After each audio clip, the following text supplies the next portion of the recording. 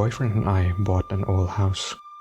He's in charge of the new construction, converting the kitchen into the master bedroom for instance, while I'm on paper removal duty. The previous owner papered every wall and ceiling. Removing it is brutal but oddly satisfying. The best feeling is getting a long peel, similar to your skin when you're peeling from a sunburn. I don't know about you, but I kinda make a game of peeling, on the hunt for the longest piece before it rips. Under a corner section of paper in every room is a person's name and a date. One night, when I googled one of the names and discovered the person was actually a missing person, the missing date matching the date under the wallpaper. The next day I made a list of all the names and dates. Sure enough, each name was for a missing person with dates to match.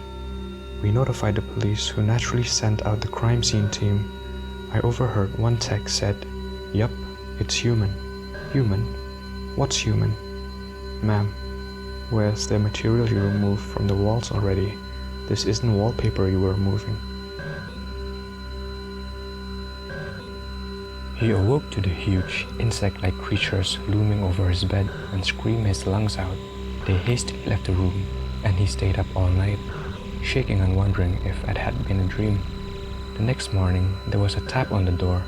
Gathering his courage, he opened to see one of them gently place a plate filled with fried breakfast on the floor, then retreated to a safe distance. Bewildered, he accepted the gift. The creatures chittered excitedly. This happened every day for weeks. At times he was worried they were flattening him up, but after a particularly greasy breakfast left him clutching his chest from heartburn, they were replaced with fresh fruit. As well as cooking, they poured hot steamy baths for him and even tucked him in when he went to bed. It was bizarre. One night, he awoke to gunshots and screaming. He raced downstairs to find a decapitated burglar being devoured by insects. He was sickened, but disposed of the remains as best he could. He knew that they had been protecting him. One morning, the creatures wouldn't let him leave his room. He lay down, confused but trusting as they ushered him back into bed. Whatever their motives, they weren't going to hurt him. Hours later, a burning pain spread throughout his body. It felt like his stomach was filled with razor wire. The insects chittered as he spasmed and moaned. It was only when he felt a terrible squirming feeling beneath his skin. Then he realized the insects hadn't been protecting him. They had been protecting their young. It's been said that the definition of insanity is doing the same thing over and over and expecting different results. I understand the sentiment behind the saying, but it's wrong. I entered the building on a bed. I was strapped for cash and didn't buy into the old legends of the hotel to begin with. So $50 was more than enough to get me to do it. It was simple. Just reach the top floor, the 45th floor, shine my flashlight from a window. The hotel was old and broken, including the elevator, so it meant hiking up the stairs.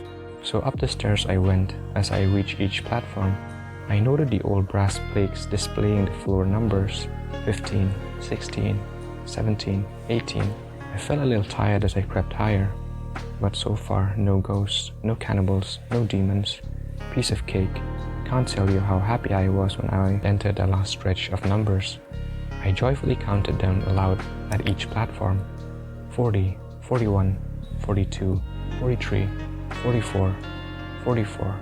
I stopped and looked back down the stairs. I must have miscounted. So I continued up: 44, one more flight, 44, and then down 10 flights, 44, 15 flights, 44.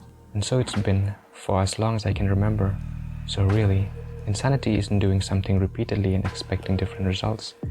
It's knowing that the results will never change, that each door leads to the same staircase, so the same number. It's realizing you no longer fall asleep. It's not knowing whether you've been running for days or weeks or years. It's when the sobbing slowly turns into laughter.